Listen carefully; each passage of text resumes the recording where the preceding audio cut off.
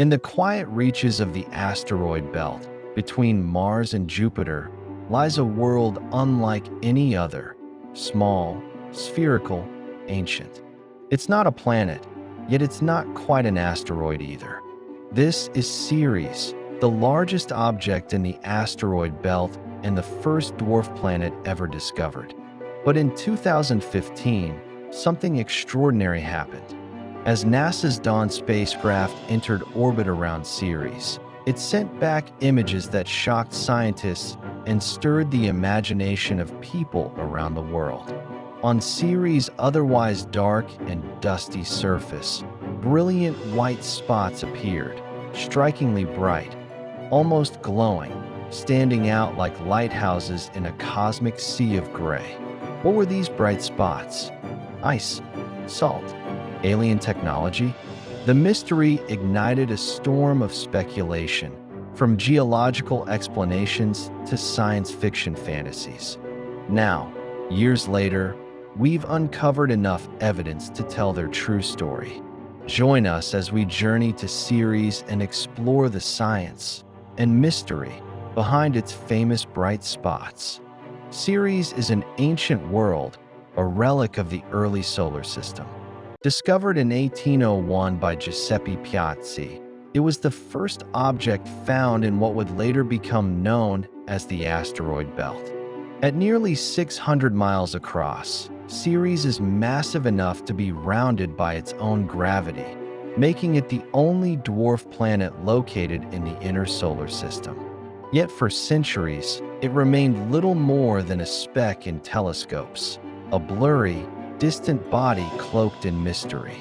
That changed in 2015, when NASA's Dawn spacecraft, after exploring the asteroid Vesta, reached Ceres and became the first spacecraft to orbit a dwarf planet.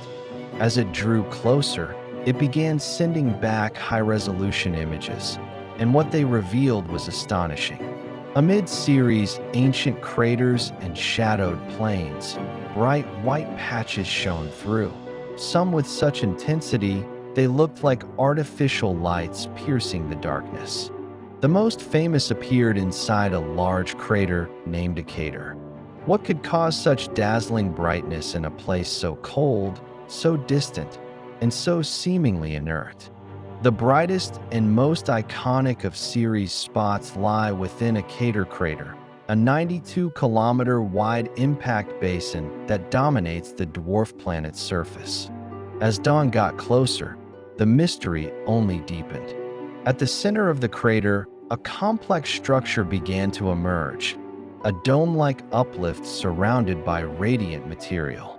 Scientists dubbed the central area Cerealia Facula and the surrounding smaller spots Venalia Faculae, names rooted in Roman mythology. The reflectivity of these spots was unusually high. In fact, their brightness levels were hundreds of times greater than the surrounding terrain. But were they made of ice, salt, or something else? Initial theories ranged from frozen water glinting in the sunlight to active cryovolcanic processes. More speculative minds imagined alien outposts or geothermal reactors.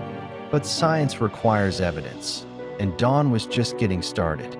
As Dawn continued its mission, it carried instruments capable of peering beneath the surface and analyzing the composition of these enigmatic patches. Using spectroscopy, scientists identified the bright spots as deposits of sodium carbonate, a kind of salt, along with smaller amounts of ammonium chloride and possibly other brines. These are not ordinary table salts, but remnants of a salty, briny liquid that once seeped up from below the surface. Here's where it gets exciting. This process wasn't ancient. Some of the bright spots may be geologically young, perhaps only a few million years old, or even younger. That implies Ceres might still be active today, at least internally. The data suggests that beneath the surface of Ceres lies a reservoir of salty liquid water, possibly a subsurface brine ocean or pockets of salty slush that can periodically rise through cracks and fissures, then freeze and brighten the surface. When that brine reaches the vacuum of space, the water sublimates, evaporates instantly, leaving the reflective salt behind. The mystery, it seemed, was solved. Not aliens, but something perhaps more wondrous: geological activity on a small, icy world billions of years old. The discovery of salt deposits led to a broader realization: Ceres is not a dead world. It is, or was until recently, geologically alive. Scientists now believe that some of the bright spots, especially in a crater, are the product of cryovolcanism, a form of volcanic activity where instead of molten rock, water and salt-rich slurries erupt from beneath the surface. A massive impact that formed a crater may have fractured the crust and heated the interior, triggering upwelling of brine from deep within. These brines eventually froze at the surface, forming the gleaming salt patches we see today.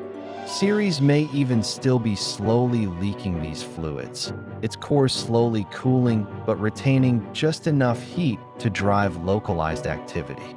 This raises a profound possibility. Ceres may still have liquid water beneath its surface, and where there is liquid water, there could, potentially, be life.